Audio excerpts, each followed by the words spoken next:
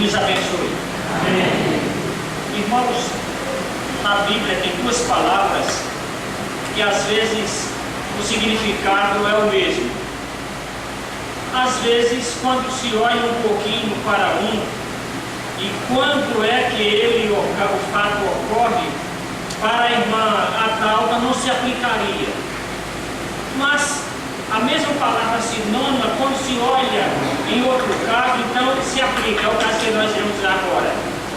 Quem olha para o Salmo Isaías 53, encontra renovo. O renovo é quando se tem uma árvore, se corta a árvore e depois está apresentando de lado. Então para a irmã não se aplicaria isso. Para que a família pudesse se juntar e revelar aos demais o apreço para com ela, só na morte não se aplicaria.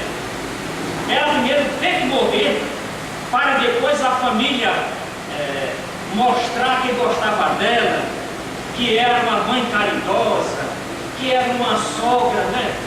Que era uma sogra boa, que era uma avó inesquecível. Não se aplicaria a ela. Mas o que se aplica à irmã é o que está no Salmo 128.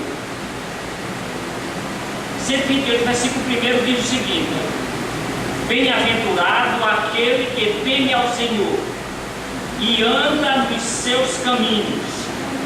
No versículo 3 diz o seguinte: será como a videira frutífera, teus filhos como rebentos da oliveira à roda de tua mesa.